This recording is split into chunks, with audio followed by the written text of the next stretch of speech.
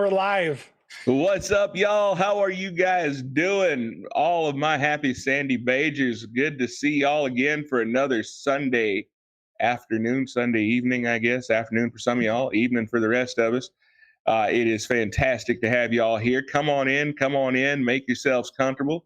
As per usual, we got a heck of a show. We're going to have a whole lot of fun. We got Mr. Don here, going to be visiting with us.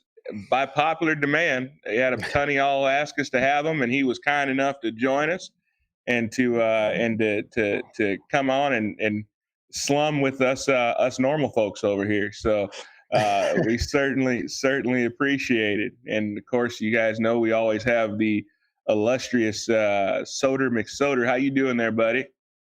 I'm doing okay. It's a long weekend for me. I have the first part of this coming week up, so I haven't shaved this weekend at all, or we went camping. It's been kind of relaxing, but when you go with 5 little kids camping, there are a lot of unrelaxing parts too. Man, so wait a minute. So you got days off? Yeah. Well, that sounds like white privilege from this show, to me. Obviously. What the heck? It kind of is. What do you have to do to get days off? I got to talk to my boss. I don't know about that. That's pretty. Boss sounds like a prick. Yeah, he really is. Just a boss. Well, I take very little vacation time from my day job. So I have, at the beginning of summer, I think I had like 400 hours saved up from not doing anything. So worked it out with the boss. And so I would take Fridays off and Mondays some weeks. And then I still have a ton of time, but need to butcher some chickens this week. So he said, sure, just don't bring any here. Okay. All right. Well, I mean, you can take the chicken heads and like give them to your coworkers you don't like. I mean, that's always heads. No, feet. Those will go to the dog. Well, cool beans, man. Well, hold on. All right, I had a little bit of an issue. We're good now, but yeah, I definitely wanted to have you come on and talk to you, Don. Thank you for gracing us with your presence, man. No problem at all. I don't think anybody who names themselves Pleb can really be slumming it, though. Now, it's a long E, right? It's plebe, right? I don't correct anybody, no matter how they say it. So, You're so either nice. way, you're so nice. Hey, you would have made a fantastic liberal once upon a time. Never correct anybody and tell them they're wrong. Whatever your opinion is your truth. My truth is my truth. So. No, I spend my time trying to correct people about what's important. There you go. If you call me Dave, I don't even stop you. So let's get to the real issues here. So issues like our super chat that just came in. Yeah, I was reading that. So what are Q's opinions on the Netflix cuties thing? It's disgusting in my opinion. Well, Mr. Leon, I'd probably have to agree with you because I have no idea. Can anybody fill me in on what this Netflix cuties thing? Yeah, so they decided they were going to make a movie about an 11-year-old deciding that she wants to get into the twerking movement and explore her femininity with other twerking 11-year-olds, and it's gonna drop sometime this year supposedly. So you can go watch softcore child porn on Netflix a little bit later. Oh my gosh, man! No, I gave up. I stopped. I canceled my Netflix subscription when Obama and when Susan Rice got on the board, just because, I mean, what did you expect, guys? What did you expect? What kind of content did you expect coming from Netflix when those guys got on the board? I mean, you had to expect that it was going to go completely SJW on you, and there's going to be a ton of virtue signaling. And I work too hard for my money than to support that type of trash, which, it's weird. So I guess this kind of leads us into kind of what we want to talk about today. My issue, Don, more and more is less with libs, and I don't even want to the left. I don't want to say libs simply because So I let me help you out here because I've got a good phrase for this, I think, and it is there are two groups of people on Earth. There is people to the right of Mao and everyone else. Everyone else is the right? And it's not my definition, it's the left's. They gave it to me, right? Either you're on board for hardcore communist nonsense and all this gendered Marxism, and transgenders are actual whatever sex they claim to be, and on and on and on, or you're a far right wing extremist. Yeah. It's their definition, not mine.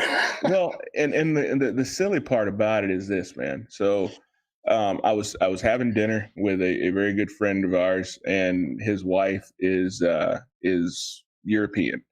And this guy was like super, super conservative back when I first met him, and then he married his wife, who's European, very, very sweet lady. But we got to talking about gays, right? And my eyes just kind of rolled to the back of my head because I really didn't want to have this conversation with a European, especially, right? And so she gets to talking, and she's like, my problem is they're so persecuted and they're so oppressed. I'm like, what? That's like where they do that at? Yeah, maybe in the Middle East, Saudi Arabia. Sure. Yeah, I mean. But where are they oppressed? And I'm still trying to understand who are these people in the United States that oppress gay people, Because I would stand up against... Huh? Bakers. Well, look, man, I was raised... Yes. I was raised extremely conservative. I mean, well, very religious and very conservative, okay? Baptist, even at that, right? If anybody were going to have an issue with gays, you would think it would be me, right? Now, do I believe in homosexuality? No. Do I think it's wrong? My personal opinion, I do. Does it mean that I can't be kind and treat someone with respect because they're a human being? Absolutely not. Does it mean that I will discriminate against someone because they are homosexual? Absolutely not. So I'm trying to figure out who are these people that are out here discriminating against gays. But then there's two groups of people that are an answer to that, actually, right? Okay. So one is the 9 people of the Westboro Baptist Church who can't do anything of any variety except go to dead servicemen's funerals and say God hates America. So, I mean, like, they're a real problem for nobody. Right. But the other thing is that most people basically everywhere relate to other people by thinking about what they would do, right? And take a look at the left. If they dislike somebody, they hate them, just period. So if they disagree with some choice that you're making, it's not that you're wrong. It's not that you just need to, get told whatever it is that you're missing. None of that. It is that you are double-headed Hitler, and you go straight from like normal human being to double-headed Hitler. Like, so I don't think homosexuality is a good idea. Bam, you double-headed Hitler. Right. And so if the only acceptable answer is, oh, I love homosexuals. Exactly. And so if you say that you think homosexuality is wrong, then to them, the only thing that you could be doing and about to do is do something horrific to them, right? I mean, these are the people who are saying, if Bernie Sanders wins, of course we're going to have gulags. We're going to push you guys up against the shore. Unironically, we're going to put you up against the wall and kill you. So, Of course they think you think the same thing. Yeah. So, and that's exactly where I'm at, is that we've got to stop doing the left's job for them. Okay. Oh, you're still right. We've got to stop doing it for them. I mean, we have to stop circulating this false narrative that people are out here discriminating against Black people willy-nilly. Are there racist people? Yes, there are. Do they deserve my time and attention? No, they don't. Are there bigots that have issues with homosexuals? Yes, there are. But is it 10%? Is it even? I don't even think it's 10% of the population that would discriminate against someone because of their sexual orientation. Again, if someone asks me honestly how I feel about it, is it right? No, I don't believe it's right. But am I going to mistreat someone in America that has the right to live how they choose to live and has the right to live freely? No, I'm not, because I don't feel that is the state's job. But of course, that's not an acceptable answer. Anything short of, "Oh my goodness, I can't wait to go to a gay wedding," is unacceptable as an answer. Or I can't wait to get to make a gay birthday cake and wedding cake. Yeah, is unacceptable. And I just think it's time to stop. It's absolutely time to stop. Stop circulating these false narratives and just ask people the question: how many people do you know that would honestly discriminate against someone simply because they're gay or simply because they're black? Well, this is the thing, right? Is almost all of this doesn't work off of anybody's actual experience, right? There's always somebody somewhere very far away and their lived experience that no one has ever seen or heard of before this moment where it gets written on Twitter is the thing that we're all worried about. And there's a thing called Dunbar's number, and there's a few numbers out there for it, but it's about 170 people. And that's about the amount of people you can really know and keep track of in your life. Just it's sort of a limitation of human beings. And so, when that was you and everybody on your block, then, the neighborhood and community feeling was high. But as we've gotten, more out there, and a lot of us are real friends or people on the other side of the planet, or we all move away from our neighborhoods, you still keep the maximum of about 170 people, and everybody else, well, I don't know about those shady people, so they're the ones who are discriminating against everybody, right? Yeah, I 100% agree with you. But I mean, even with all the people that either follow me or I follow in the social media universe, right? And I can't tell you how many of them that I talk to or have communication with that that are that way, who would discriminate against someone because of their sexual orientation or because of their color. Now, if I post a picture of me and my son and my wife at a Trump rally, oh, then we are unfit parents and should have our kids taken away from us. Begin the hate machine. Right. So tolerance only goes one way, I guess. But it's definitely. But it again, like I said, I can't control what goes on over there. But if I'm going to put a word of caution out to my friends on the right, I would say, do your research, check it out. I mean, really think before you start touting these false narratives. Really just sit back and think, who are these people and what is their agenda? But the reason why we had you on, I kind of got off on a rabbit trail, but the reason why we had you on is that, I feel that the left is, I'm going to give them credit real quick. I'm going to give them credit.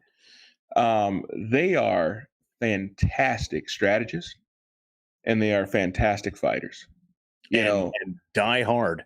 So, and actually, you know what? I just thought about something. I misled you guys. I'm so sorry. I must apologize. I said it's maybe 10% of the population that is deplorable and awful. And that's not true. Joe Biden told us it was 15% of the population. Well, as long as Joe Biden said it. Forgot about that one. It's my job It's my job to remind the people. So, all right. But no, man. So we look at all that's going on around us, and we look at it, and I get so frustrated with people because my wife and I had this conversation just this week. She's like, "Oh my God, I cannot believe what kind of world that we're leaving our kids to." Guys, let your heart not be overly troubled. Okay, we've been here before. Marxism is nothing new. Okay. And it has been around for a very, very long time. The difference is that rather than enforcing it at gunpoint, they're actually getting us to vote it in, right? And they're playing the slow game, and they've done a masterful job of it. And when someone brought up the idea of discussing Fabianism or Fabian socialism, and they brought your name up, Don, I was like, man, hey, we definitely have to have this guy on. I watched a couple of your shows, and I was like, yeah, whatever we got to do, we got to get this guy on the show. And thank you, Soder, for doing all the groundwork and putting this all together. But let's get into this a little bit, because I believe that if you look for information on Fabianism, you have to, or Fabian socialism, you've got to dig, man. I mean, there is not a ton of information out there.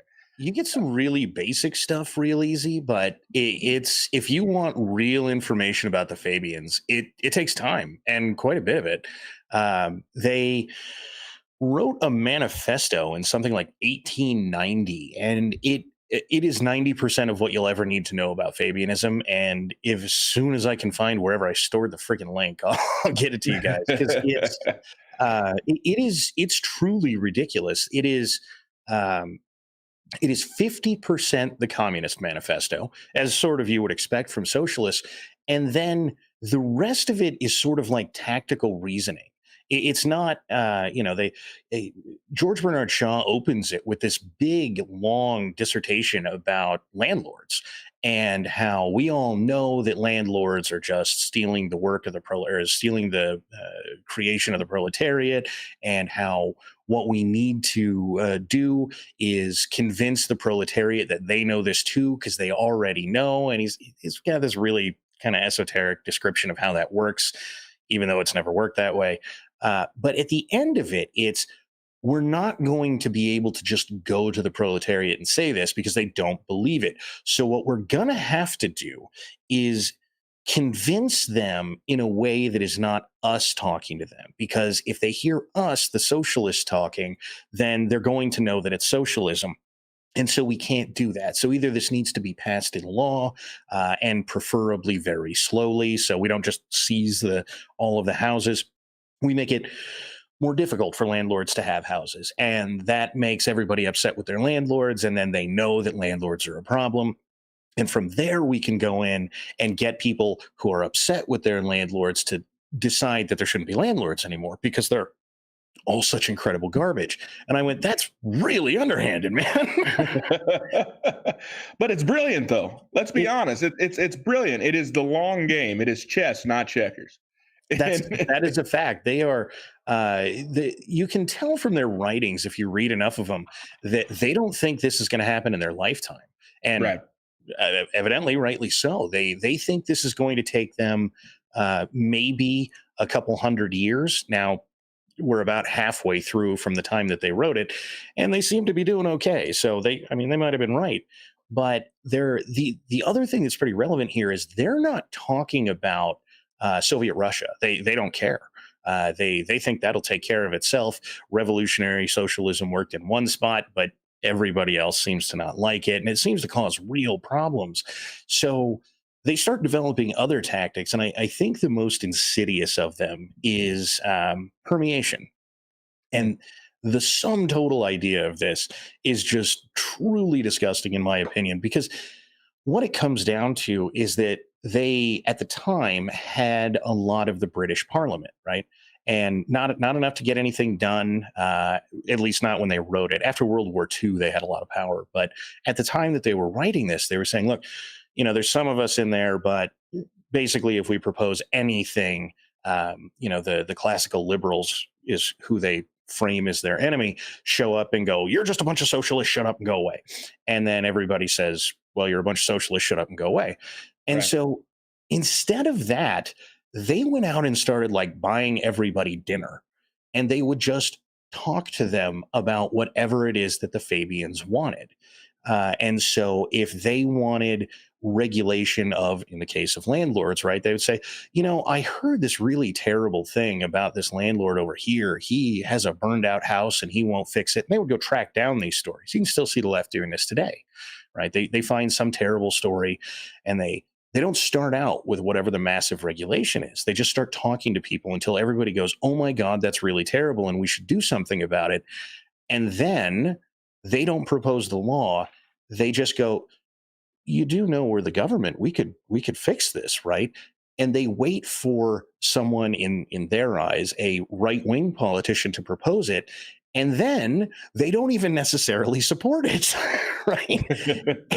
Because they knew if they supported it, everyone would jump out against it. So about half the time, they would go in full bore. This is terrible. You can't be doing this. This is no good for socialism and the way that this country needs to go. So they would get the center to vote for whatever the Fabian policy was, because they would openly oppose it, having never, ever said out loud that the policy needs to be created. And then they would just work with whatever it was that the right had created for them. And you can see that sort of thing if you start going through legal history. You can see it all over the place, right? Reagan put in the Hughes Amendment that got rid of NFA weapons, right? You can't buy an NFA weapon in the United States made after 1987. I don't think anyone's arguing Reagan was a leftist, but he's the one who did it, right? Well, I would say the war on drugs, but Well, so you get more Nixon there, but again, right-wing politicians, supposedly, right? Right. And so you go back, and no matter how far you go back, till not too long after the founding of the country, you start seeing this, right? Well, I guess to be fair, about the turn of the 20th century, you start to see this pick up a lot. Furthermore, the thing that Wilson did, where he was talking about, we need rule of experts. We need to get, the scientists to tell us how it is that we're going to be able to most appropriately rule the country and govern the best. This was a Fabian strategy. The idea being that if the open socialists said something was a good idea, everyone would oppose it. But you have this expert, and he is an academic and has had years of study. Who are you, foolish pleb, to contradict him? Right. And then, of course, long marches through institutions, which the Fabians were giant fans of. They founded the London School of Economics explicitly so that they could have a college that was out there promoting socialist papers, but they wouldn't label them as socialist, right? It was just, this is an economic paper. And then they would go around and cite themselves, which is where you get the, how many times has this paper been cited kind of thing. Right. They effectively created that. I mean, they have been in this game for years. Yeah. No, and that's the... I'm getting scared, guys. I mean, I was scared before. I'm just getting a little more scared. But we see it now with for example, in 2016, the Democratic Party openly rejected Bernie Sanders, right? Openly rejected him, and now he speaks at the convention. Now he's a out of the box thinker, right? Mm-hmm.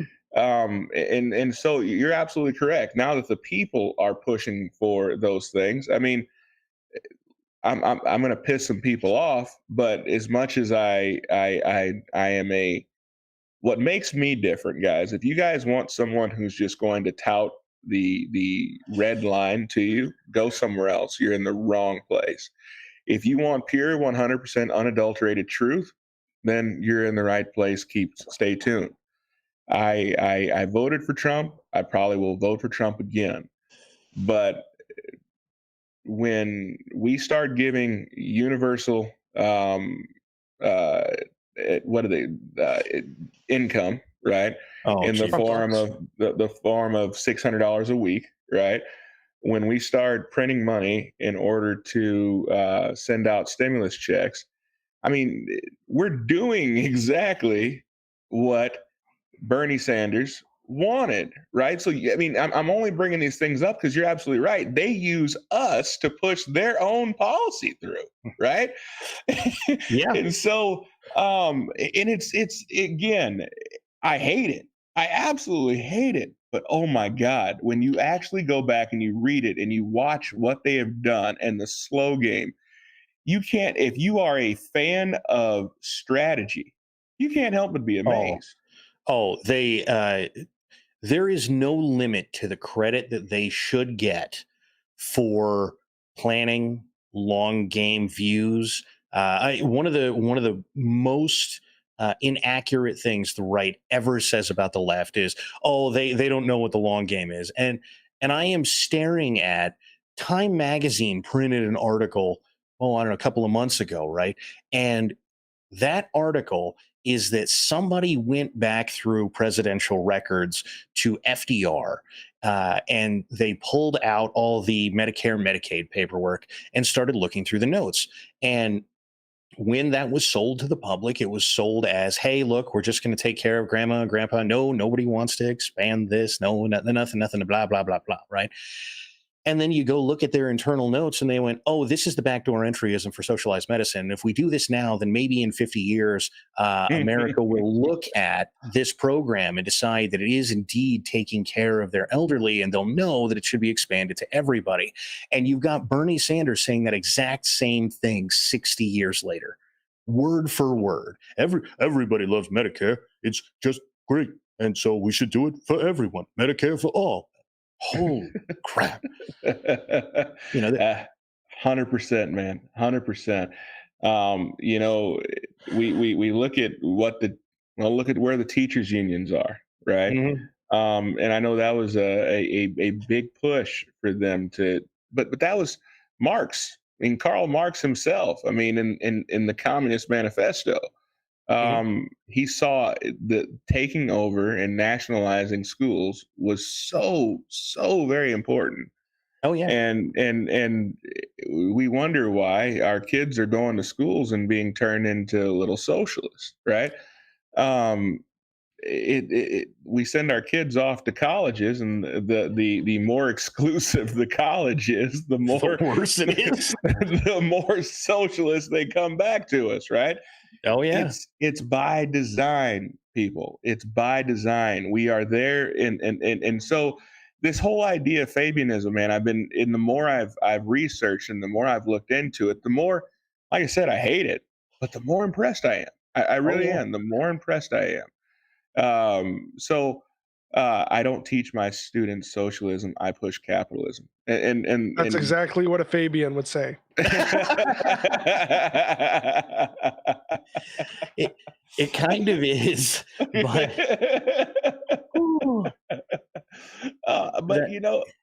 it's amazing to me. And you know what? And the truth of the matter is they're not trying to hide it, though.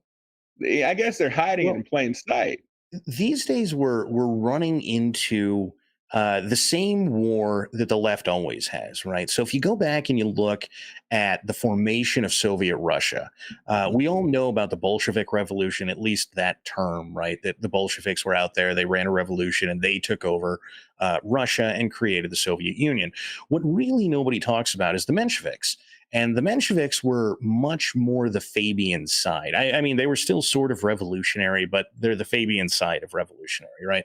So they thought that, yeah, we should take over the government, but what we should do is roll out socialism in big stages so that people accept it and they don't think it's bad. And so what we should do is, you take over one thing, then another, then another, then another. And slowly people come to accept that this is good, as they see the benefits along the way. And Lenin won. And after Lenin won, he, not too long after, he had a stroke, and then Stalin comes into power. And there's a guy, Stephen Kotkin, his talks are all over YouTube. There's hours and hours and hours of them. Each one is just a little bit different, but definitely go get his books because they're somewhat expensive, but the amount of information that's in there is ridiculous. Because what effectively happened, we all like to look back at Soviet Russia like Stalin was some sort of giant cynic, and he just didn't care that he was killing people. He just wanted to enrich his own life. Well, what Kotkin did is he went back when they opened the KGB archives, and he started reading all the internal communist documentation because they had the KGB following them too. Right. And so when they were behind closed doors and nobody was listening and they never thought this would get out, they were preaching communist propaganda. And Stalin's reasoning, hands down, for the Holodomor was, are you people communists or not? Do we have the courage of our convictions? I don't care if you think that nationalization of the farms is going to cause problems. We can't be cowards. We're the only communist nation on earth, and we must show them that it can be done. And that's how we got the Holodomor. He wasn't a cynic. He was a true believer. It's we look at Marx, right? And Marx was an ideologue, for the most part, right? And we look at Marxists and we realize that Marxists were they were the theoretical physicists, right?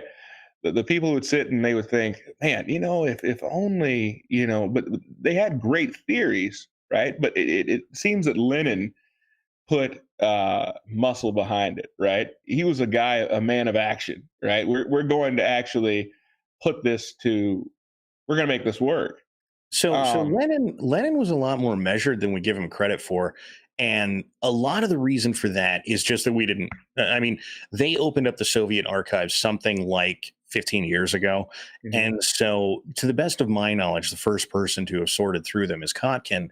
And he just got done something like 8 years ago and has been writing books ever since about what's going on in it.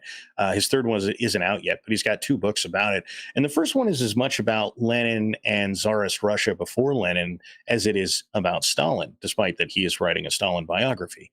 And Lenin was, yeah, he was for action, but he was very standoffish about it. If he got in a fight with the Mensheviks, he would hold off as often as not. When he was fairly certain he would win, he would push the Mensheviks. There was a little mercenary group that was running Eastern Europe, and for a while, the Mensheviks had control of the mercenary group, so Lenin just wouldn't push anything in Eastern Russia. He just let them do whatever they wanted.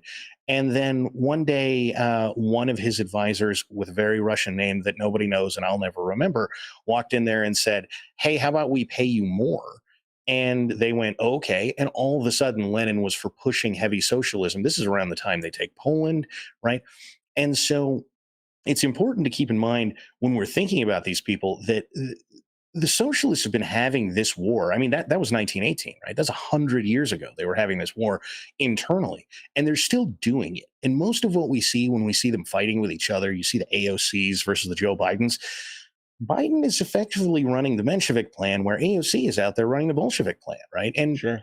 It gets more Fabian as some of these people go on. There's a reason that Biden's out there saying things like, "Well, I want Medicare for all to be optional because I think some people like their health insurance." And I mean, if you have a child's understanding of economics, then you know that that's just going to lead to socialized medicine. But it sounds like he's not forcing you into it. It sounds like he's not making you get there.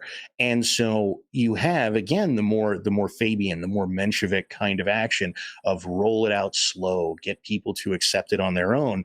And the revolutionary communists arguing, no, we're doing it all. We're doing it now. Well, you see that with Marx and with the Marxist manifesto, um, that he was very, very adamant about getting rid uh, of patriotism, right? Or for sake of our day and age, getting rid of nationalism, right? Yeah. Well, you get a fight because Marx was very much of the opinion that you shouldn't really tolerate any dissent of any variety. And so, if you have patriotism or nationalism, you very much have a question of, is this policy good for the nation? Not, does it advance Marxism? Mm. And so, this is Marx's own writings outside of the Communist Manifesto and Capital are very much just destroy the enemy of Marxism, right? And they're still doing it today. And this is why if you go talk to a leftist, what you get is you get an introduction, and then 5 seconds after the introduction is, so do you have a moment to talk about our Lord and Savior Karl Marx? And if you say, no, that guy's an idiot, then it's, oh, you're a Nazi, I hate you, and you need to die. Immediately it smears. It's not a discussion. It's not a debate, because the only way to deal with the unenlightened is to remove them from the playing field. And they're good at it. Well, but I do find it interesting that the Fabians did oppose Hitler. They did oppose Hitler. So they did oppose the Nazis. But in in reading and listening to Shaw, his reason for hating what the Nazis were doing was very different than the reason why any rational, reasonable individual would hate what the Nazis were doing. Yes. And their reason for it was that they believe, and socialists and communists believe, that whoever needs to die for the purpose of spreading Marxism, so what? It is what it is, right? Can't make an omelet without breaking a few eggs. It's true, but the interesting thing to me is that they hated the idea that that essentially Hitler was killing people and separating people by race. They were for splitting people down economic lines by class. Yep. By class. So one of the things that my mother always taught me was that those who don't learn from history are doomed to repeat it. Right? She wasn't the first one to say it, but she's constantly on that. It's a good lesson. So she was all about, hey, learn your history. We never talk about the millions and millions of Ukrainians that died of starvation, right? Yeah. I mean, Ukraine, most people don't realize, was the breadbasket of Europe, right? and after the revolution, the Bolshevik Revolution, right? I mean, there were still farmers, and those guys were, whatever they had left, they were inking out a living. And all of a sudden, there was this class warfare. Well, these guys are making all this money, and somehow they got to be, wealthy, and they got this land by screwing over the little guy, right? You know what's funny about that? You know who gave them most of the land they were complaining about later? Lenin.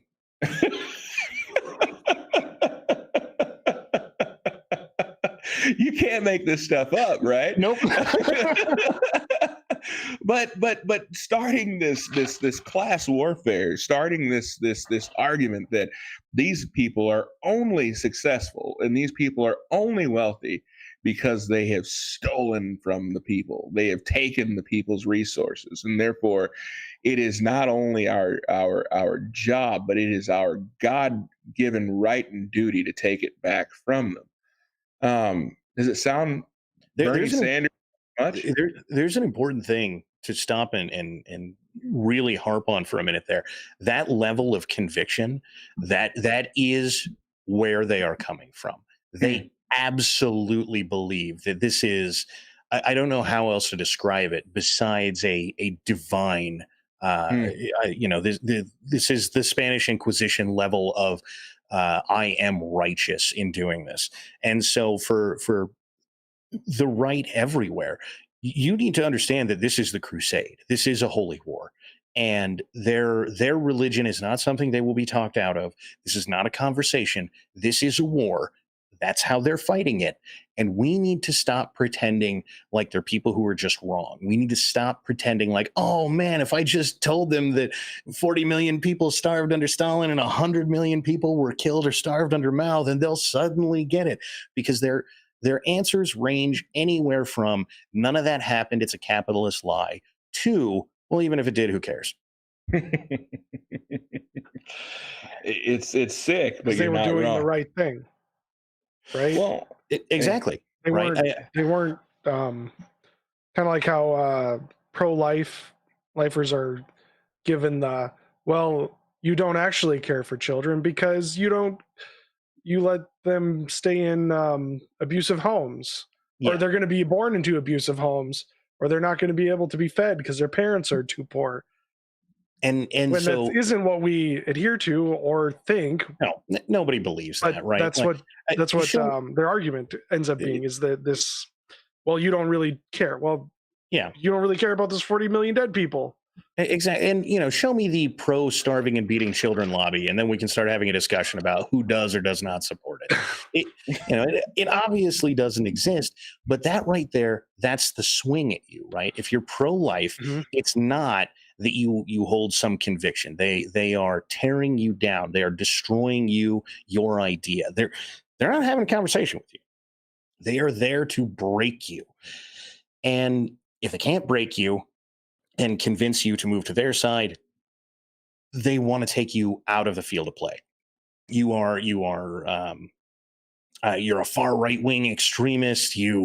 I don't know. I've seen them say this to black people, which I think is the most absurd thing I've ever seen. You just hate black people.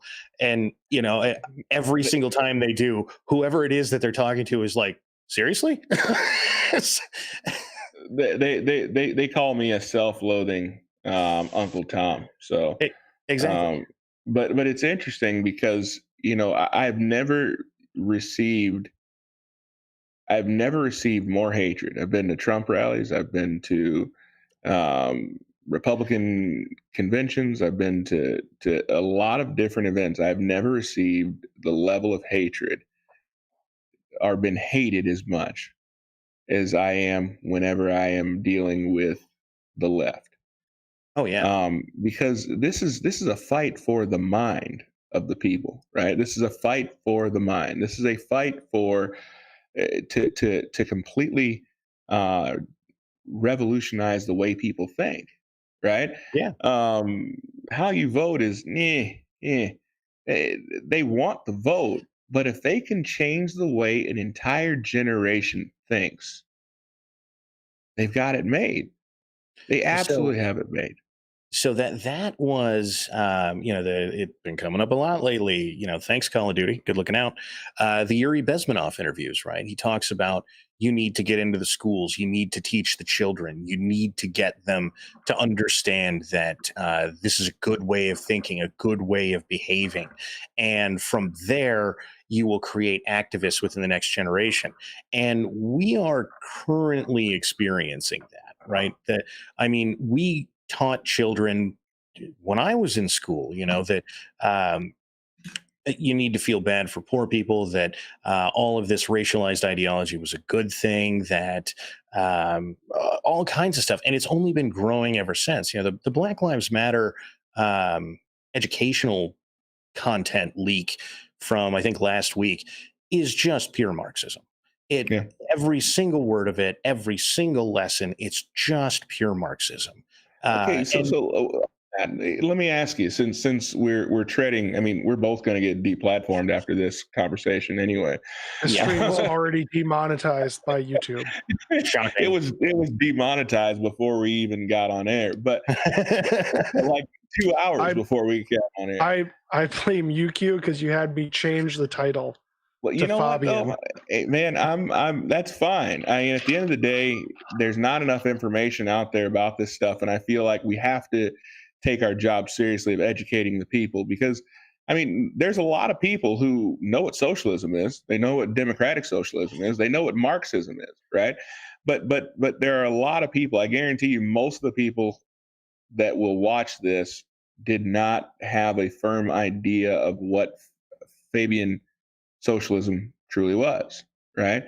And we're treating this thing, too many people are treating this thing like, oh, there's just a bunch of really bad people in Washington that are trying their best to. No, man, this is an all-out attack, this is an all-out war, and it is a slow fight, and they have a target in mind, and that target is socialism. But let's, Marxism. But let's. I want to ask you a question. Mm-hmm. Do you believe that Black Lives Matter is more Marxist or more Leninist? Black Lives Matter is a Leninist output, almost entirely. So the primary difference between Marxist and Leninist in anything is whether or not it's tactically functional. Marx was writing an ideology. You can, by all means, read his books, and what you see is that he thought he was writing the Bible. And this Bible was going to be carried on to the next million generations, and they were going to have pastors go out to the poor and tell them of this great new thing, Marxism. And Leninism is all of the methods to go out to those poor and tell them about our Lord and Savior Karl Marx. And so that is what you see in Black Lives Matter, right? They're not out there talking about the ideology most of the time of Marxism. They are out there enlisting people to tacitly accept Marxism under a guise that they could all believe in, right? You see, when you go back and look at Christian churches doing the same thing, you would see religious leaders go out to kind of the middle of nowhere and say, hey, we're going to build this building and like kind of help out the poor and take care of the community. They didn't so much show up out there and go, you're going to read the whole Bible, do it now. Right. And it's a very similar thing. It's not by accident that Lenin had copied this. All of the promoting Catholicism through Latin America is the kind of thing that you're looking at when you see what Lenin is doing. He very much was aware of these kinds of things and thought, oh, yeah, hey, it worked for them. Let's just do it. They were so much more aware of history and how to get things pushed. And I don't mean to, besmirch religion here in any way, shape, or form, so much as that Marxism will steal anything. So, and that's the kind of thing you get with Lenin. It's also where you get this thing where you're very passive until you have power, and then you're very active, right? Lenin was very political, but he would just say, we should do Marxist things. And then, he had a czar to deal with at the time. And when the czar said no, he just kind of shrugged and went about his business. And then once he had a force to work with, he was, I don't know, marching through the streets, burning down major cities, destroying property, things you would never see in America. Right. Never. Did I mention we live in Minnesota? Did I? No, I don't think we want to tell people that. I think most people already know, but Minnesota Nice has a whole new meaning now. But you see these Marxist organizations like I don't mean to throw you under the bus, but you've got Me Too, right? You have the Me Too movement. You have this feminist movement, right? And look, this radical feminist movement that we're seeing, this is all about dividing into factions, right? And so I see all of that as being a part of this Fabian socialist idea. How do you feel about it, Don? So that doesn't come from the Fabians, right? So I spend all of my time with Marxist writings. This is Mao's Little Red Book, quotations from Chairman Mao, right? And I keep it here on my desk because so much of what we see comes from this sort of thing. Both Mao and Lenin, because Mao was rising right as Lenin was dying, but he was a very big scholar of Lenin. He'd spent a lot of time in the Soviet Union listening to Lenin. And who he dealt with once he was in power was mostly Stalin, but he knew a lot of Leninism because of it. And both of their ideas about what you were doing in public was to destroy the enemy. And the enemy was anything that was even vaguely counter-revolutionary. And if you look at the Me Too movement, you can see that in perfect detail, right? So when, I forget that Terry Crews came out and said, well, hey, me too, man. And everybody just shrugged and went, we don't really care. When, oh man, I'm terrible with names. I forget her name. The lady that was raped by Clinton said, well, hey, me too. And I've been telling you for 30 years now. What the hell? Monica Everybody. Lewinsky. No, not her. Juanita Brockman. Oh, there you go. And so everybody shrugged and said whatever. And then because those people weren't currently promoting leftism in the limelight, and then when that thing happened with Biden, you started seeing outlets publishing articles that said ridiculous things like, believe all women was always a right-wing trap. And it was quite literally like, oh, you're pointing this gun back at us. Let's take the bullets out of it, because now it can be used against us. Now we might have to fight, and we're not going to do that. And this is a thing that Mao talked about always, right? Never give the enemy a weapon. If the enemy takes one of your weapons, abandon it immediately. Lenin had a lot of very similar things to say. If anything he was doing was deemed counter-revolutionary, he came back pretty quick and said, "You don't even know what the revolution is, and you therefore are trying to stop the revolution." Right? And this is the kind of way that they play. And the Fabians they didn't like fighting. They thought fighting of any variety was bad. And Lenin wasn't a fan of a fight either, which is sort of how he got to disarm anything. Mao is where you get a lot of perfection of this, though. Anything that was ever said negative about Mao was obviously wrong. It didn't matter what it was. You could have had 360-degree video. It didn't matter. It wasn't, and it couldn't be.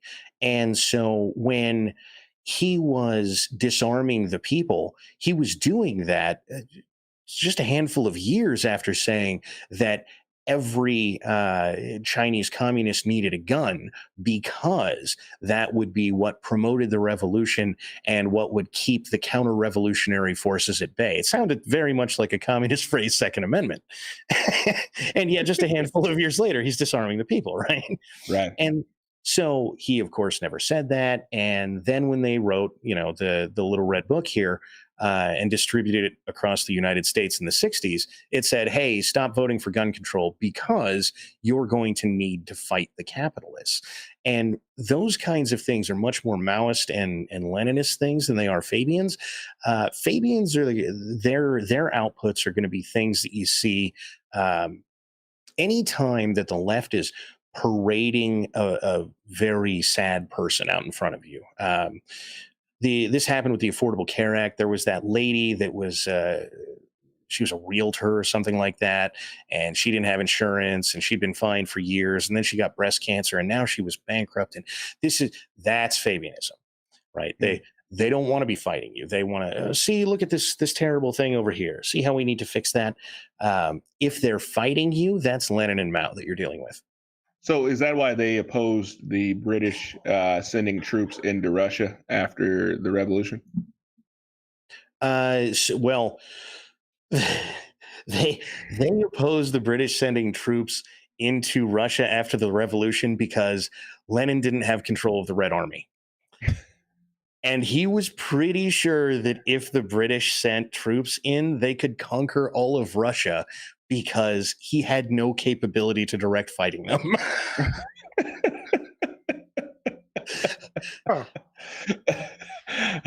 So, wow. I mean, he had some good reasons.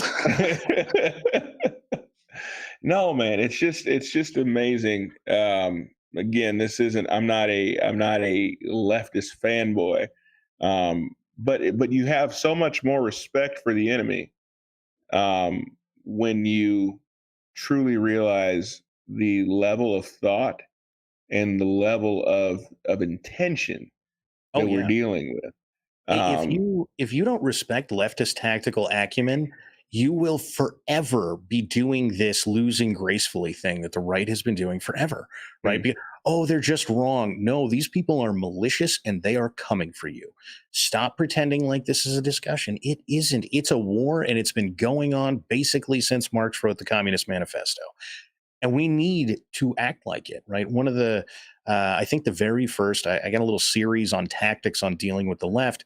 And the very first one is, this is a war, a mindset, because it's the very first lesson we need to learn. That it's not a conversation. You're not convincing these people. You can convince people who are somewhat apolitical. You can convince people who stumbled into the left and are not out there protesting in the streets. They just, their entire family's leftist, their neighborhood's like basically all of California. You can convince some of those people.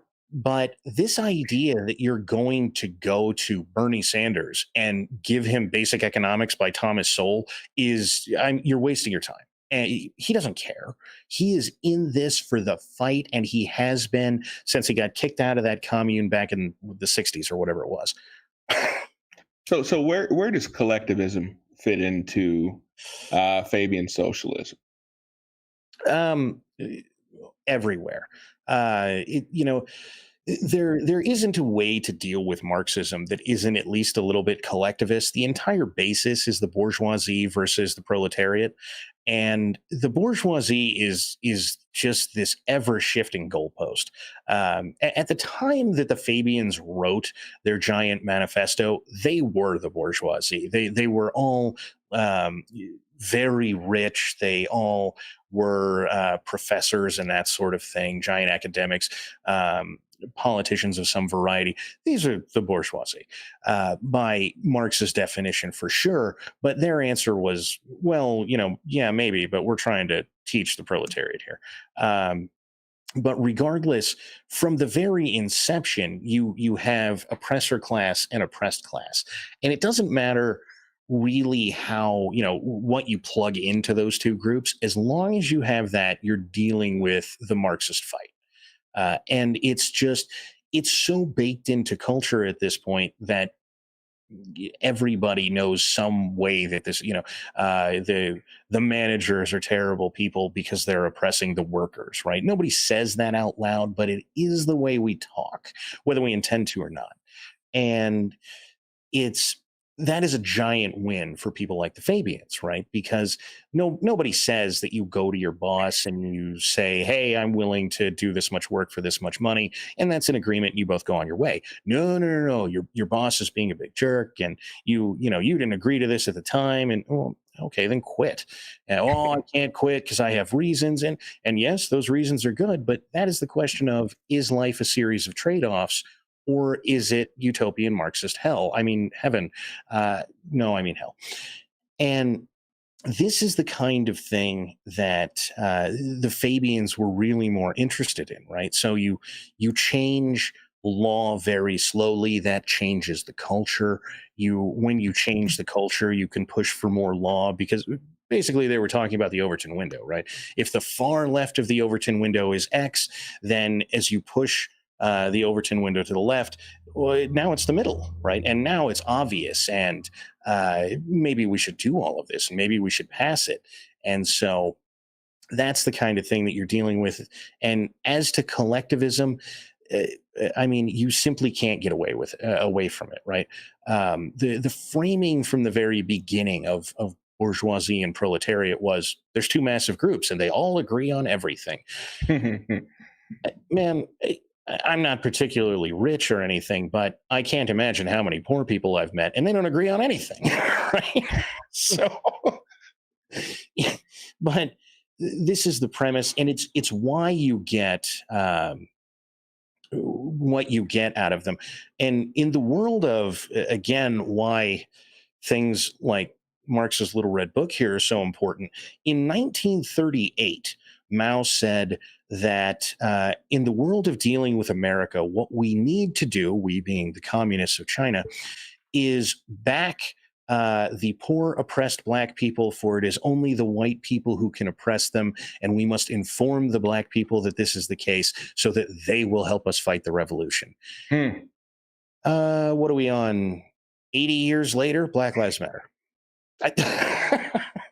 Alinsky would have been pissed because that's a hell of a telegraph, but Mao said it around the time Alinsky was born. So, you don't get rules for radicals before you get Mao's Little Red Book.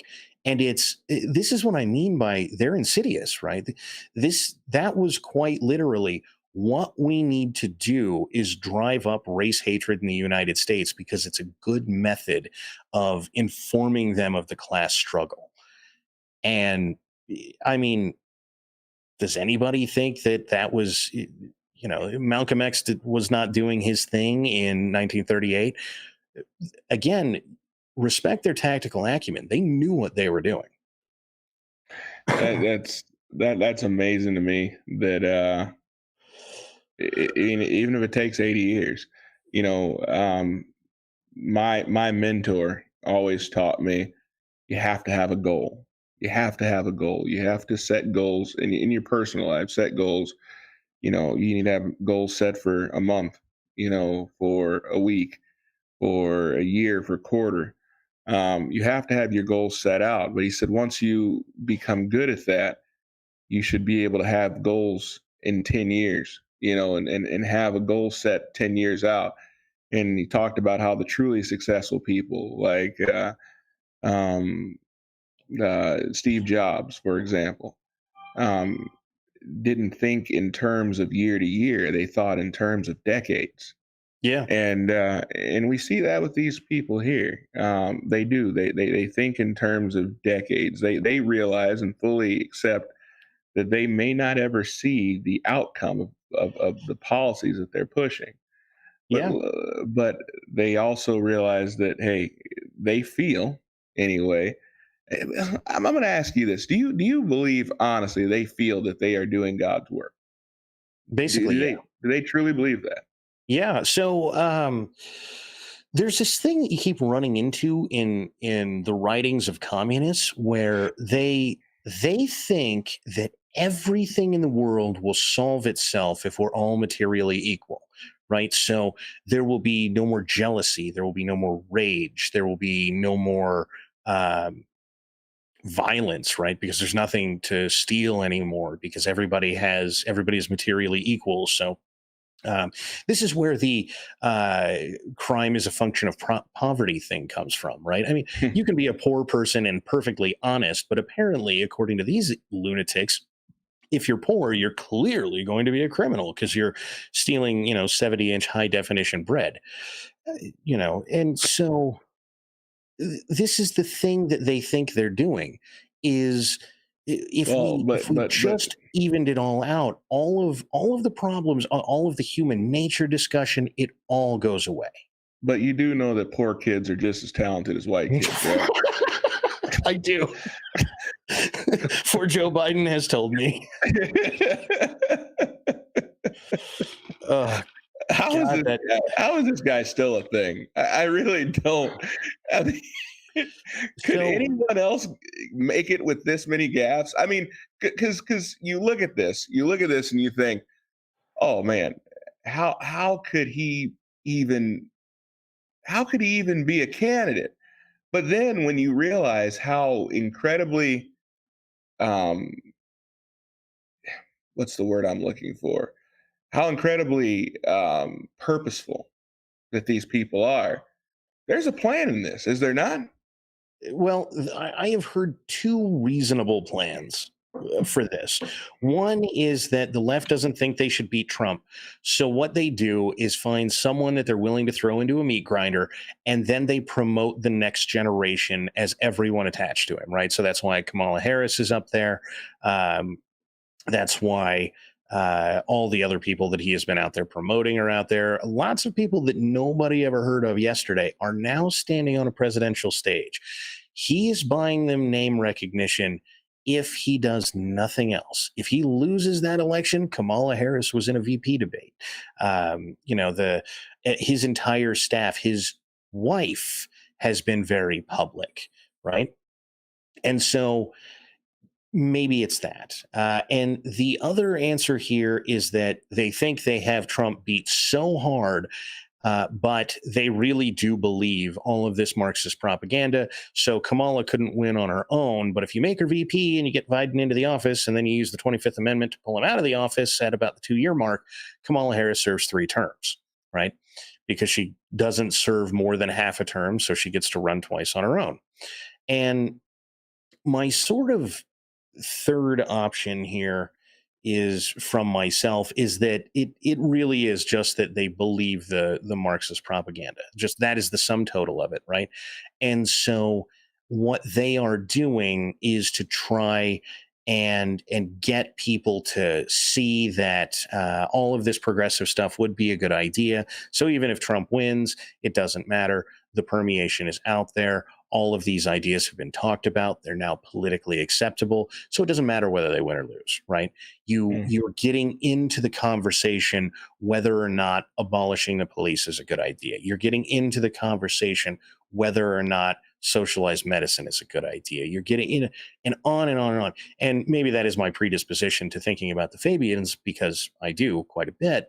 But I think we live in a world where the left has some portions of the Fabians, some portions of the Mensheviks, and some portions of the Bolsheviks. And I think they try their a lot of the power structure of the left uses their tactics interchangeably because they're now an amalgamation of 100 years ago's leftisms. So I started this whole conversation off with I can't control what other people do in their house, right? But my biggest issue is not so much what they're doing, but my issue is us pushing their agenda on their behalf, right? And Marx, in Marxism, Leninism as well, which they're very similar, but they're very different in some ways, right? Um, but the one thing that they both have in common is that for every problem in society, there is a government solution, right? But in a lot of ways, I've seen conservatives, right? People on the right, I've seen them adopt that same attitude that, oh, this looks like a job for government. In taking the solution out of the private sector or out of the people's hands. How do we change the minds and hearts of the people on our side of the aisle? So now it's time to say is really unpopular things. The people that you see doing that. Oh, wait. This is recording, right? All right, go ahead. The people you see saying that the government should be in there solving your problems, and also those that have run around for years saying we need to spread democracy across the earth, because one of the outputs of the Fabians is Bernie Sanders, right, with his social democracy. It's not so. What's the difference between socialism and social democracy? Democratic socialism. Oh, it's huge. Oh, you want to explain it to me, you jerk off? But he just says that it's different, therefore it is. Thank you, Lenin. A lie told often enough becomes the truth. But this idea that if you can get universal suffrage, you can eventually get some portion of the electorate to go after a different portion of the electorate. And now you have your class warfare, and now you have your socialism in, and now you're ready to go. And so this is all an output of a guy named Leon Trotsky. And Trotsky was the second most powerful person after Stalin under Lenin. And when Lenin died, Trotsky and Stalin started having a lot of arguments about how it was that they should be running the Soviet Union. But Lenin had penned something that said, a few things actually, that said that Stalin was going to be general secretary. And so effectively what ended up happening is Stalin just said, Trotsky, shut up. And Stalin was like a ridiculously petty human being. So Trotsky started causing him all kinds of problems, and then found out that Stalin was going to have him assassinated, and he left the Soviet Union. He traveled through a little bit of Europe and North Africa for a while, eventually landed in, I believe, Cuba. And when he was in Cuba, he started writing all of these, what we would currently call hot takes, about how Stalin was not actually a socialist and all these other kinds of things. But he also wrote all of these political treatises that started getting read in the United States. And when that started happening, you had the advent of the neoconservative. And these were people who had been reading Trotsky, and Trotsky had been writing a more conservative view of communism and not calling it communism at the time. And that's when we get the birth of the neoconservative movement. And these are the people who are saying government's the solution to everything. They are, in fairly direct descendants, Leninists. They just came by way of Leon Trotsky. And so when you're dealing with those people, you're dealing with leftists. And this is why you see those same people when Trump ran. Again, I don't like getting caught up in people, but when Trump ran, it's instructive. These same people, the ones who were out there saying, we need to institute democracy across the globe, 5 minutes beforehand, sometimes even in the same debate, would turn around the moment Trump spoke and say, well, he's a racist, sexist, bigoted, xenophobic, homo. Hey, whoa, who am I dealing with here? Right. And they just are leftists, but they wear the conservative badge. Well, neo-Marxism is where it looks very different in a lot of different, depending on where you are, right? And that's the frustrating part, is because we feel we play identity politics a lot as well, right? We assume that because we're sitting in a room full of people in red ties, that we share a common thought or belief system, right? Sure. And that's just not the case. That's not the case. But I do believe that most of the answers to the problems that we have can be found in history. And so it's fantastic to speak to someone who has done their homework and actually has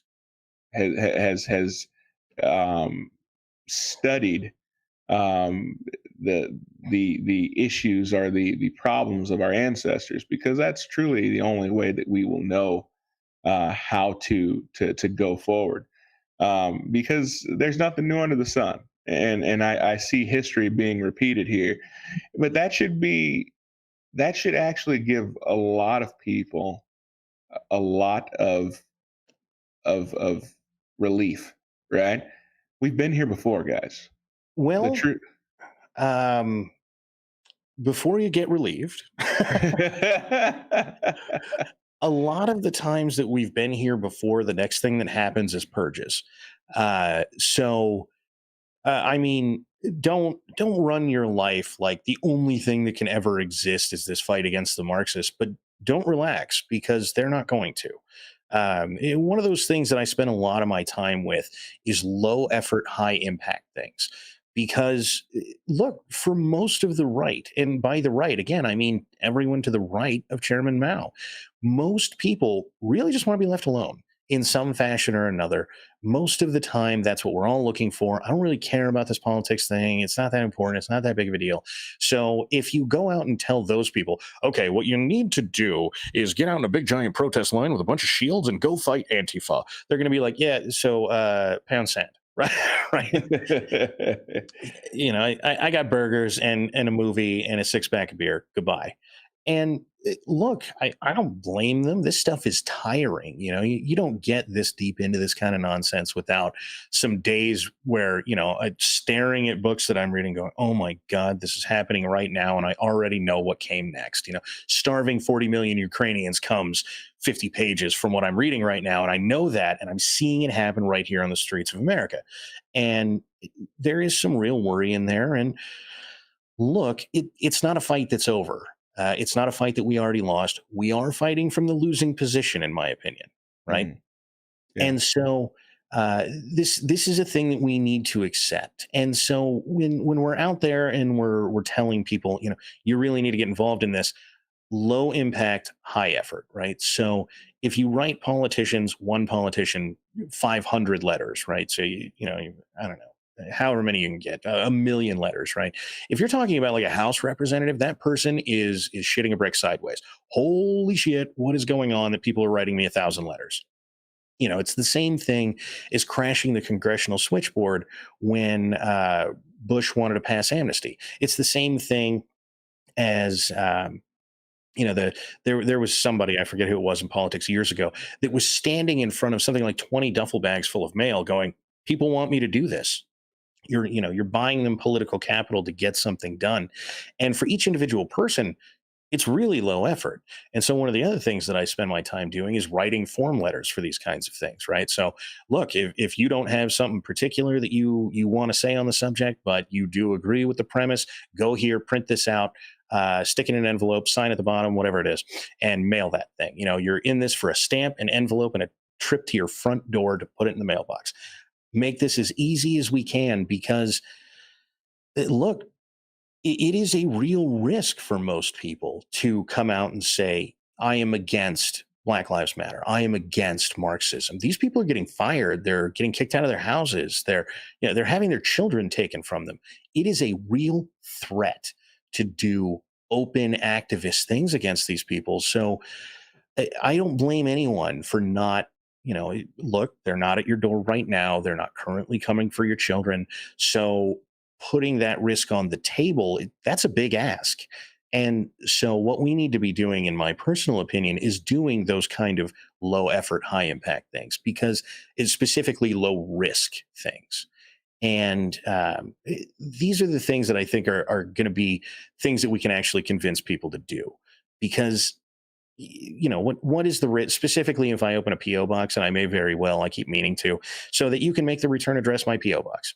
Yeah, I don't care. It doesn't bother me. Any more they can do. Come cancel me. You can't. And so, by all means, if I can lower that risk for you again, then good. But I know that we all have these grand aspirations, and some days I have them too. And I need to check myself every time that it happens. You know what? People are going to get tired of this, and they're going to stand up, and the whole country is just going to say enough. We don't call them the silent majority for nothing. They're silent. All right. Right. Yeah. But I think that's the purpose of shows like yours and this one, right? I hope so. to hopefully give a voice to people, to give them a different way of thinking, but also for us to talk about ideas, right? I mean, so much of people need a vision, right? And people also need to have a historical context for where we are and what we're dealing with. And I make no bones about it. It's very, very similar. Lenin would present himself as an anti-Marxist. If he it benefited him, right? Whenever it benefited him, he was anti-Marxist. So, and now we have anti-fascists, right? Who are pushing fascism, right? Well, that's another historical problem that we have. So you hear Antifa talk about how they were in Germany opposing the Nazis before they took power. What you don't hear them talking about is how they were very likely Leninist agents that he had sent over to Europe, and they were all over Europe as early as 1908. And that is just barely at the moment that Lenin takes power. That right there is a forethought. And by the way, that's not him taking power from the czar. That's him taking just some political power. That's the level of forethought that we're dealing with here, right? Like, maybe we don't have Lenin that we're dealing with right now, but that is the tradition that they are under. Is, I have enough political power to send somebody somewhere. Well, what I need to do is start agitating for the revolution across all of Europe, because it seems to be going well here in in Tsarist Russia. And that was exactly what he did. And as far as I can tell, that's where Antifa came from. Wow. So our grandparents' generation saw communism, saw Marxism fall time and time again, right? Yeah. We don't really have a lot of openly Marxist states. I mean, we have North Korea, right? Yeah. We have Cuba, and Venezuela. But there's not a whole lot of information coming out of those places. I mean, if you look for it, I mean, you can find it. But it seemed like once upon a time there was the media, when it existed, when journalism was actually a thing. They were going out of their way to show people this is what these decisions brought about. But we're not seeing that. That is, I would suggest that's a favorable rewriting of history. There is a movie that came out, I believe, last year, and I hate referencing movies, but it's a thing that people will go do. And I believe it's called Mr. Jones or something like that. And it is about the British journalist who went to the Soviet Union during the Holodomor, which was Stalin starving the entirety of the Ukraine. And he documented on the ground what was going on. And if the movie is to be believed, and I've read some of the guy's work, and some of it basically sounds like this. He went out to middle of nowhere Ukraine and found cannibalism because they had nothing to eat. So when one of their family members would die, they would just throw them out in the snow, cut pieces off, and pull it in, and eat them. Because, well, I guess it's better than some of us live as opposed to all of us die. It's very Donner Party kind of sounding stuff. And he was writing about this when he got out of the Soviet Union. And the very first things that happened are the Times of London and the New York Times called him a liar. And they published the Soviet propaganda numbers about what their food storages were, and how well off everybody was doing, how happy everybody was. And it took that guy most of his life to gain any traction. And to the best of my knowledge, nobody really cared until around the time he was dead. We didn't even hear about this guy until at least the 60s or something like that. In most of the country, other than press smears about him. And, that's immediately post World War II era kind of stuff, if I recall, or maybe immediately before, I forget which, because he had interviewed Hitler, and that was how he had worked his way into getting into Soviet Russia, is that he was this guy. And so I think we. So you're saying fake news existed way back when? Definitely. And the person I always get thrown at me is, oh, well, Walter Cronkite used to just tell you the news. Oh, wow. And he came out and overtly said after he retired, oh no, I was fighting against the Vietnam War the entire time. Yeah, we took hours and hours and hours of video, and I just showed you the worst of it because I didn't want the Vietnam War happening. Well, one of those things that we don't talk about the Vietnam War is that we were fighting the communists in Vietnam.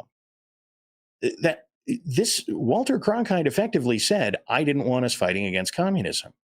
And the communists at the time knew that they couldn't beat us on a battlefield. In fact, as we have gotten slightly better numbers, it seems like we killed dozens to one. So, we were kicking ass and taking names on the battlefield, but they didn't care because they knew that entire war was about what the New York Times wrote. And if the New York Times wrote that the West was failing, that America was losing the war, then they were losing. And their entire plan came down to, we'll just throw bodies into the meat grinder until America gets tired, and then we get to take South Vietnam. And that's what they did. Wow. It's I don't even know what the word for it is. Callous in a lot of ways. Well, these are the same people who think that the Great Leap Forward that killed 100 million people was perfectly acceptable but at least Mao did collectivization. I mean, human life is not valuable to these people, not one bit. No. Yeah, callous, or something like that. If you for a second don't believe that these yahoos that are pushing this extreme version of climate change, right? The AOCs of the world. If you for a minute don't believe that if they could eradicate climate change deniers or science deniers, or we've all heard the names. If you don't believe for a second that if they could eradicate those of us who don't believe their propaganda, that they wouldn't take an opportunity like that, you're fooling yourself. You're fooling yourself. A few of them have openly said it, right? And somebody always pulls back the mask, right? Because somebody gets tired of fighting a long fight. Somebody, enough of this. Well, let's just be done with it, right? And look, I don't blame them. I'm enlisting myself in a fight that is about to go on for probably to my grandchildren's era, and that's kind of if I'm lucky. And there are some days where, you know what, to hell with this. Let's just get it over with already. I understand the feeling, but there have been a few of the. When the climate scandal came out, there was some things in there about we should not let these people vote. They shouldn't have citizens' rights. They, don't let these people speak. We should silence them. Can you even believe these people are opposing us? They're subhuman. It's all the kinds of things you would fully expect from people that want everyone who opposes them dead. It's like I said, history is repeating itself. We've got a couple of super chats that we need to get to because they directly address you, Don. So sure, we need to get through those real quick. Otherwise, Architect's not going to let us off the hook. Soder, you want to? All right, first up, Architect of Fate for $5. Inquisitor Don, don't act like you didn't boomer up your chat with Sargoy of Mossad earlier. You killed the stream before you finished your sign off. That I'm glad to know there's other boomers out there. Oh, every single person that runs a podcast is a boomer at some point. I just accept it and wear the label proudly. And we look for new ways to boomer up every show. So exactly. Keeps the guests coming back. There you go. Up next, Architect of Fate again for $5. Also, one of the biggest things that you mentioned earlier, which is extremely important, is what happened with the weather underground.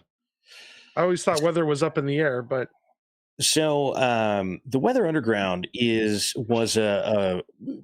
well, it was Antifa. I don't know how else to describe it. In the world of short answers, that's definitively what it was. They were a Marxist group that were dealing with the 70s climate change arguments.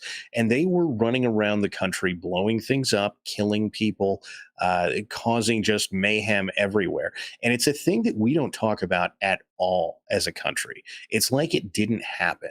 If you've ever heard the name Wavy Gravy, he had all kinds of goofy little sayings that sounded nice and platitudinous and all this other stuff. He was a domestic terrorist. He was there's a trope that comes up in procedural cop shows where there's a boat in New York and some terrorists get on the boat and they blow it up, and then one of them disappears for years and two of them are assumed to be dead. That's not a trope by accident. The Weather Underground did that. The third person that shows up in all the procedural cop shows still hasn't been found, to the best of my knowledge. It's a real thing, and that's as close to telling history about it as we're getting. Wow. Well, all right. I teleported back to when me and the missus would watch things like NCIS or CSI, to all the different varieties. CSI New York had one. I think NCIS had one. Yeah, it's almost always an oil tanker, which it was because they believed in the peak oil thing and they were trying to get. They thought if they could cause big enough oil disasters that we'd all stop using oil. I mean, it's a garbage telling of history, but it's as close as we get. Wasn't Bill Ayers somehow included in that group, in that domestic terrorist group? He was. Bill Ayers thought, and this is going to be ridiculous. Bill Ayers was running around the United States at the time saying that what they needed to do was create autonomous zones throughout the United States for which they could attack from their little communist movement out to the capitalist United States, and they would be able to network these things across the country and time their strikes and make sure that they would be able to get out and forcibly start the revolution here in the United States. And if that sounds anything like Seattle, Portland, Minneapolis, just start going down the list. I don't think it's by accident. There are quite a few people who have documented this sort of thing. I find the one that is most brutal about it is what is his name? David Horowitz. And Horowitz is just ruthless about it. These people are open communists when they're not around you. They never call themselves communists in public. They only say they are progressives. Progressivism is just a front for communism, and it has been since the day it was started, because the term progressive showed up in the United States right around the time of the McCarthy era, and when we started outlawing communists from being able to hold office during all of the Cold War thing. They were perfectly happy to change their name that fast and just keep advocating for all of the same things because they don't really care about any of the surface level stuff that they promote all the time. They really just want global communism. Wow. So I guess we need to call it what it is. We need to call it Marxism. We need to call it communism. I feel like we are doing ourselves and our children a disservice by calling them liberals or which I hate it. I really do, because I would love to be able to call myself a classical liberal. But if I say that now, I think I'll lose half of my friends, because they would I don't care what kind of liberal you are. yeah. They'd say, "Oh man, Q drank the Kool-Aid." Funny bit of Fabian side trivia for you. The people who, the Fabians created the Fabian Society. They established the the London Economic School, and all of this. The people who were openly doing the same things against them, they were trying to start their own schools, create their own societies, were the classical liberals, and they were running under that title at the time. And this is a thing that kills me, because what I see right now from so many people who are overtly on the right is the classical liberal playbook. Oh, what we're going to do is we're going to create our own institutions, and that's going to fight the Fabians and the revolutionaries. And I'm like, well, we did that, and guess what? We lost. So, I mean, if you got a different take on this, if you got a way that that's going to work as opposed to the way that it was done last time, I'm ready and willing to hear it. But what you're describing to me is exactly what the classical liberals did in England, and they lost hardcore to the Fabians. And don't get me wrong, they had World War II where the Fabians took a lot of power. I don't know that World War III is coming around to make that happen. Maybe it is, maybe it isn't, but I doubt it. But regardless, if all it takes, it's like you showbiz me. You're right. You're on the nose of where I'm going. Is if all it takes is a big disaster, then Cooties is running around right now, and that sounds like a big disaster to me. It's cough AIDS. Exactly. Wow. Well, we got a couple more super chats quick to run through. Metal Donager for $5. There's a great book about the terrorism of the left in the 60s. It's called Days of Rage, and I recommend it. I think I'm going to add it to my list as soon as we're done here. You know what I mean? I haven't read it. I will be doing that. And up next, Whale the Gym for $10. I read Echo 14's Traits of Fascism because someone tossed them up to prove Trump was the fash. I read each example going, you really had to reach for this example, but the left 100% does that.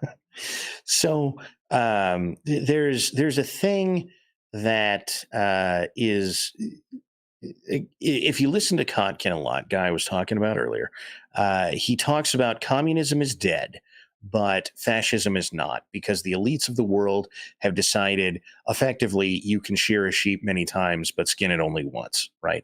And so they look at communism as skinning the sheep, and so they're not really after communism, they're after fascism. And in this, I look at it and I go, I don't care which ridiculous brand of Marxism they're after. That is of no interest to me. They're after Marxism, pound sand. But even if that's true, there is a thing that happened in the world of, if we're not just being ridiculous leftists here and everything is fascism, if you were talking about actual Mussolini style fascism, or even the more National Socialism of Hitler, which is a little bit of a twerk off Mussolini's fascism. But if we're talking about those things, the Soviet Union, right before Lenin took power, had lots and lots of fascists all over the place. That was the popular thing. They were exerting a lot of control.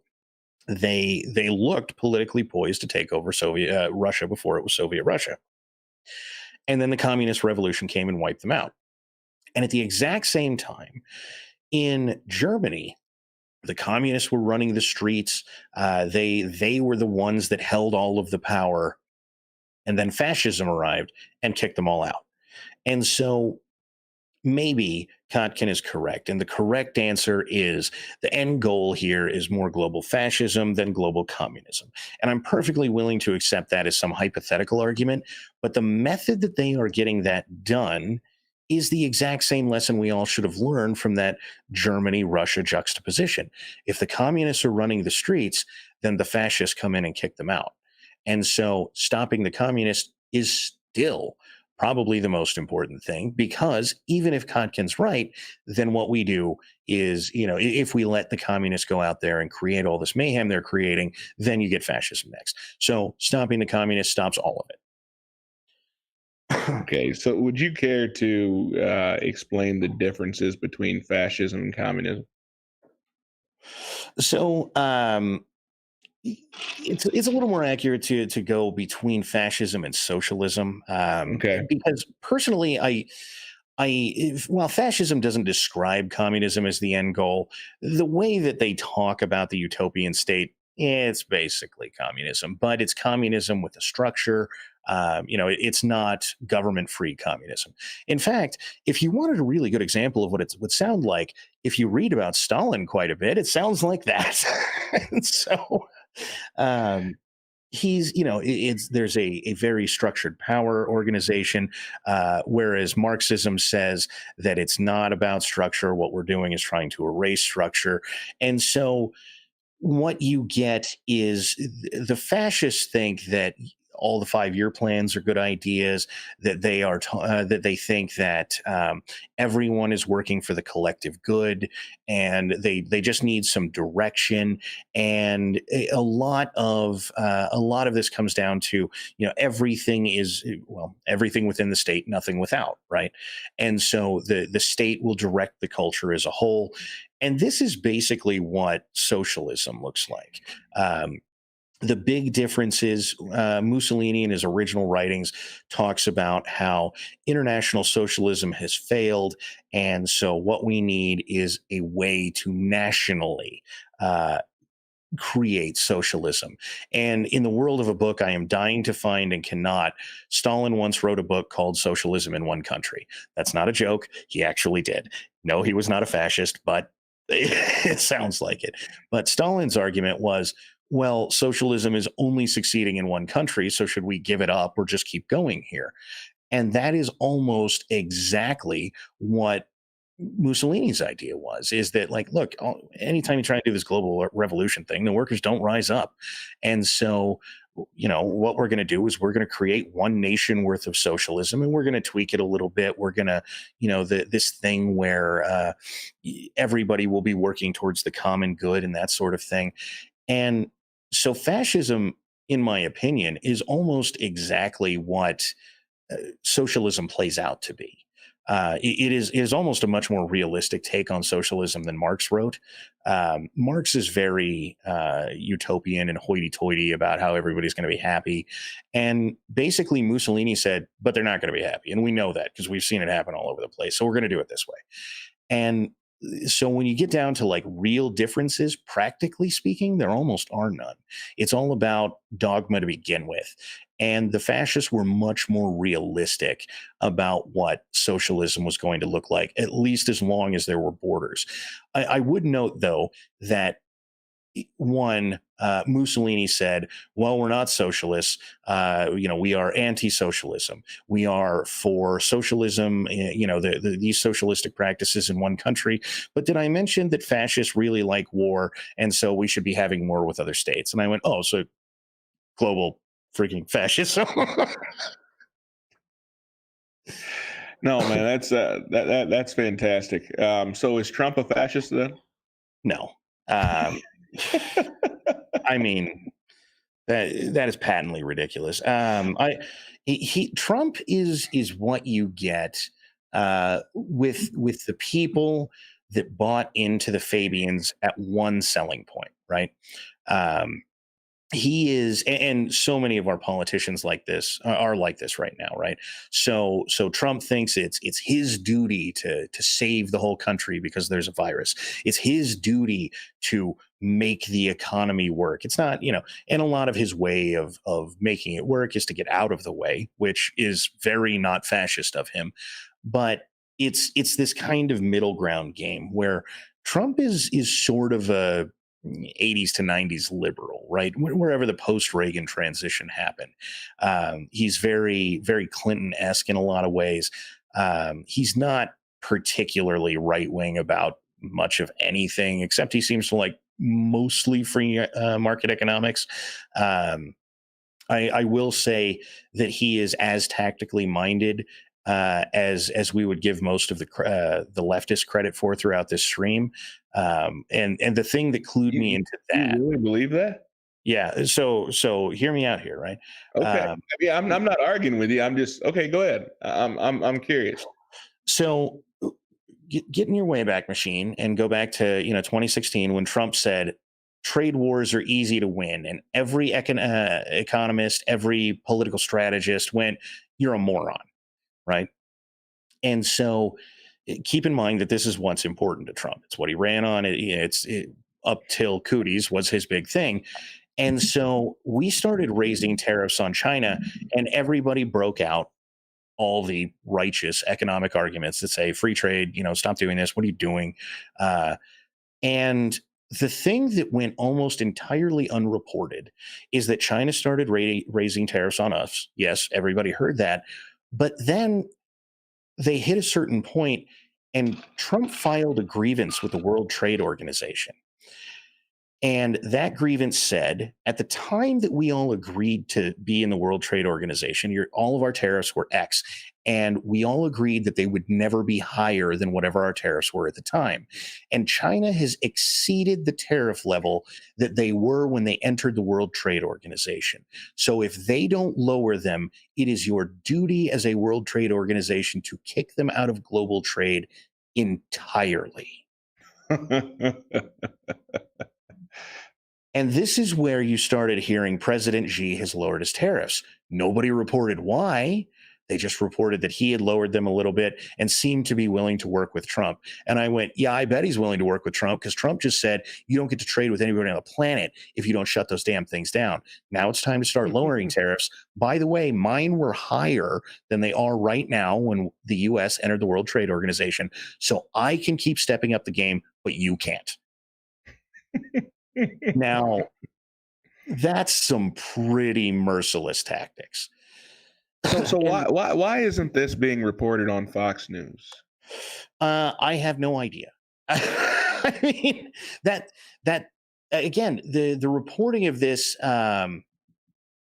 I only found it in like ridiculous economics articles that were particularly tracking the World Trade Organization. And if they didn't link to the World Trade Organization site with the public grievance, I would have been like, that sounds like BS. But they did. And so I went and read it, and that's exactly what it says. And I was like, that is brutal, right? And so I think the big problem we see with Trump is that all these things that we want him to care about, he doesn't care about that much. Because when he cares, oh my God, he's ruthless. So, and there's a lot of things he could be doing. And maybe it is that he's not a politician. Maybe he doesn't know the game. And I don't care what the excuses are, right? So if he cared, there's enough political animals around there that could tell him how to play the game and win.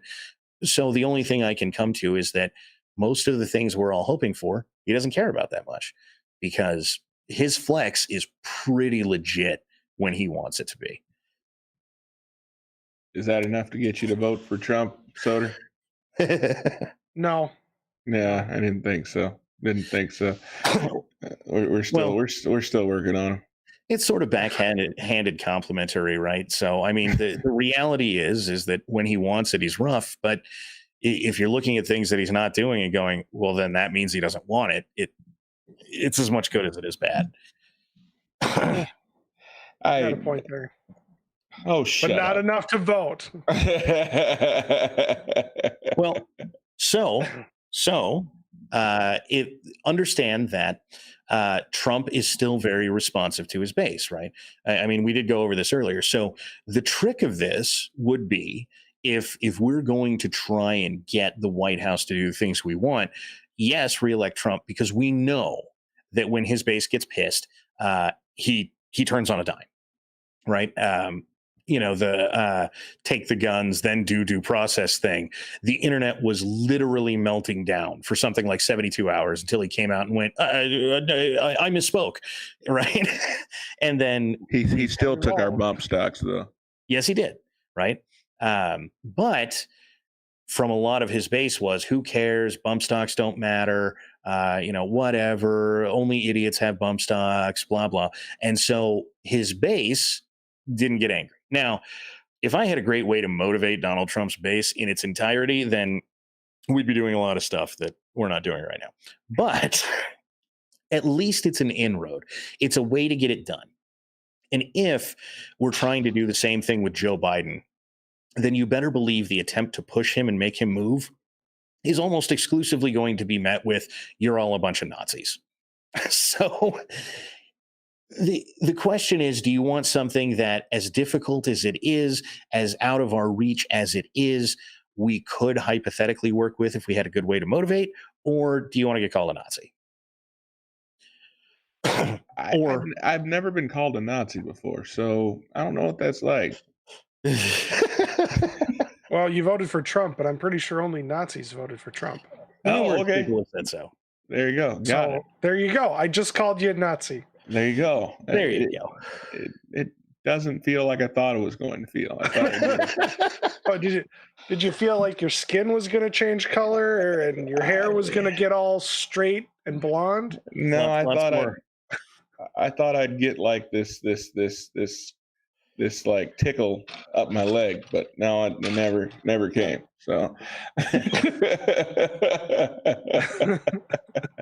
no, but man, you know what? Hey, it has been absolutely fantastic to have you on. I know I've said this before, but I would love to get you back on again. This has been truly stimulating conversation, and I thank you for taking time out of your busy schedule to. That's 2 shows today. That's a lot. It is. I think my record is 4. So, holy. All right. Well, cool. So anytime, and I mean it unironically, if you guys have anything that you think I'd be some bonus to the conversation, hit me up. I try to make myself as ridiculously available as possible. 2 weeks before 2 weeks before today, right? I was talking to you guys in Sargon today. About 2 weeks ago, I was talking to somebody with 27 subscribers. So reach out anytime. I really do try to make myself available. Yeah, no, that's fantastic, man. We definitely will. We got 1 or 2 more super chats real quick? 1 at the moment, although there's been a lot of people asking us to talk about the Call of Duty trailer that dropped recently, but I don't know if we're going to have time for that today. All right, Architect of Fate for $5. Soder, listen to me. This is not an offer. FRC. What does FRC stand for? Anyone know? I have no idea. Don't at me, but if it came down to a price, how much would it cost to vote for Trump? Don, how do we fix courts? Well, let me put it this way. My vote is not for sale unless it comes to guns. But you can't pay me in guns like Trump could pay me in guns. So, no. Well, and it's not how you think about, it's not what you're thinking about in terms of him buying me guns. Him buying me guns would be getting rid of the NFA and all its bastard children. So what you're saying is we need to mail you a Ghost Gunner 3. You probably don't need to do that. It'd be a waste of everyone's money. But so that would be the cost of voting for Trump would be he came out and said, all right, you know what? ATF, yeah, the NFA, that's really not constitutional. We're not going to enforce that. So that would get me to vote for him. You could not say that because the NFA establishes the ATF. So if you repeal the NFA, there's no more bat fee. Well, that would be nice. Aww. Yeah, and nothing of value was lost. Well, except for all the multi $10,000 machine guns that are now not worth anything. Oh yeah. If your retirement plan was an M60, you are screwed. Yeah. But now that's a crash I would watch with enthusiasm. I mean, but they could still go after people selling single cigarettes on the side of the road, and all the rednecks down south would run around moonshine, right? I mean, that'll keep them busy, wouldn't it? Probably, but again, to the best of my knowledge, the ATF is entirely established, and they were just the Department of Firearms or something like that at the time, or alcohol and firearms. And then, like every government program, they expanded over time. Sure. The end of that super chat is actually a supremely short answer, which is, Dawn, how do we fix the courts? And the answer to this is we find a House representative that is willing to issue articles of impeachment against Supreme Court justices.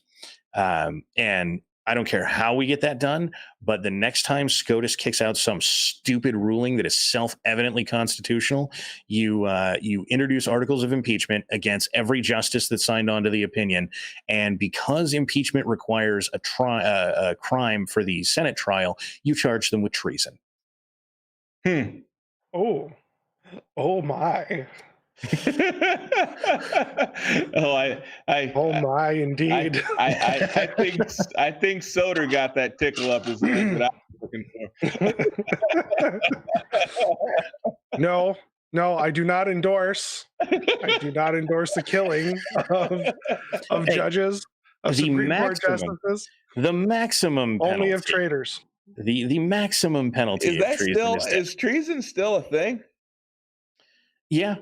So there is a constitutional line for treason, and so it would be a constitutional charge.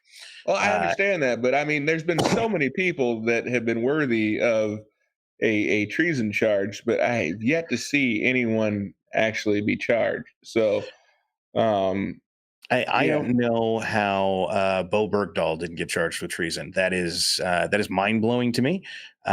He quite literally walked off a post and provided aid and comfort to the enemy. And what? But is treason still a thing? Well, here's the great news. If it didn't come off the books, it's still there and you can still be charged. And this is the kind of thing that generally pisses off the more libertarian part of the world with things like the Lacey Act. You know, people who move their gecko from one state to another have violated federal law. And no one is using it or they're not going after the people. Well, they are, but if the feds decide they don't like you and you moved your gecko from one state to the other, you broke federal law. And so that's ridiculous and stupid. It's there for people who are trafficking, anacondas from one place to another. But it was just written as, if you move one of these species from one state to another, then you are a federal criminal. So they're still charging people with that. They're still charging people. They wanted to go after Trump for the Lanham Act, which nobody has ever been charged with ever. So. Yeah, it's still there, and we just have to be willing to use it. And that's the big problem, in my opinion, is a lot of the right are just big pussies about this, because the Supreme Court is sort of the third rail of three co-equal branches, supposedly. Well, the reason they're co-equal is because the House and Senate can get rid of them, right? They have the capability to reach out and touch SCOTUS. We just have literally never done it, ever, not even once. One was impeached. He was not convicted. The only downside to that is if we can do it, they can do it, right? Most certainly. Man, I have a feeling that Clarence Thomas would be high-tech lynched pretty quickly if we ever started that precedent. So this is, and we could go on for, I'm sure, 2 hours simply about what I'm about to say next, but Andrew Breitbart was wrong. Politics is not downstream from culture. And if you don't believe that, look at Pew just released a study talking about the acceptance of homosexuality in the United States. And there are various things that happen in law, and then immediately after, the perception of homosexuality in the United States changes. One of them is in 97. You go from a negative view overall of homosexuality to a slightly positive view about whether or not society should accept homosexuals. And the thing that happened in 97 is Bill Clinton passed all the hate crime laws that said if you do anything to a homosexual, the only reason that you did it is because it's a hate crime. So we're going to charge you swiftly and, ridiculously. And all of a sudden, boom, it moves a little. And then in 2012, Obama says, oh, I've gone on this big, long journey. It's starting to widen out a little because you can't say anything against homosexuals or it's a hate crime. And then Obama says his speech about, oh, I've moved, I've gone through a journey. And just like that, it widens out again. And then SCOTUS says that gay marriage is the law of the land. And in just a couple of years, we go from something like 40-40, in the vicinity of 40-40, to 72% think that the country should accept homosexuals, and 27% don't. I mean, once you change the law, the culture changes very heavily. So if we're going after, and make no mistake, if we're going after the left's bread and butter, which is the Supreme Court, because that's how they get everything done that's unpopular, then, oh yeah, they're going to start fighting like it's the end of the world, because for them it kind of is. But I think the moment you started pushing back on the Supreme Court and their ridiculous rulings, one, you'd have to go real fast, right? So you'd need to own the House and the Senate whenever you actually got the case pushed up to the Senate. But if what you said is, well, the Supreme Court just carved up Oklahoma for no particularly good reason, for entirely unconstitutional reasons, we, the Republicans, are introducing a bill to articles of impeachment against the people who signed on to that ruling, then what you do is you go out to the American people between now and the election and go, well, look, if you think the Supreme Court should carve up the United States, vote for Joe Biden and House Democrats. But if that's not what you think, go give me that down ballot vote. Give me the House. And then we will go after the Supreme Court and make them stop doing unconstitutional things. But it's going to need to be something that people hate in general, right? You can't go after them for Obamacare. Right. The civil rights thing that just happened, where transgenders are now protected under the 65 Civil Rights Act. That's going to be a pretty divided view. But whether or not you can just cut up a state, I don't think most people agree with. I think you'd get some real traction on that. Man, well, hey, Don, it has been absolutely a pleasure to have you on. Mind-blowing show. I don't think I'm going to sleep tonight. My mind's going to be, okay, well, what about this historical event? Like, who were the players now? Like, what actually was going on? And I'm going to look at it later and go, oh my gosh, it really was the Fabians. Oh man. But you really want to go blow your mind, go visit the channel if you're really going to be up all night and not able to sleep. And I have a series on there called Operation Choke Point. And if you want to spend some time and get some who are the players and what kind of ridiculous is going on, you'll probably watch that series, and then every deplatforming that's happened on the internet will suddenly be very clear to you. Wow. Well, hey. There it is, chat. So there's not sleeping. I'm going to be up all night. Well, hey, reason anyway. Don, thank you so much. Hey, for those of you guys that are in the chat, thank you guys for being with us. You guys are the reason why we're here. We truly, truly appreciate it. If you have not subscribed to the channel, or you think you subscribe to the channel, make sure, go ahead and check that subscribe button. Make sure you are subscribed. If you aren't, please subscribe. We'd love to have you. As for our guests, you've been fantastic. Be sure to like the video, but always remember, guys, the duty to fight communism is with you and is with me. So we have the responsibility to fight the left every way we possibly can. So thank you guys very much. You guys have a fantastic evening and a fantastic week. We'll look forward to seeing you next week. Same time, same place. Have a good night. Night, everybody. Night, everyone.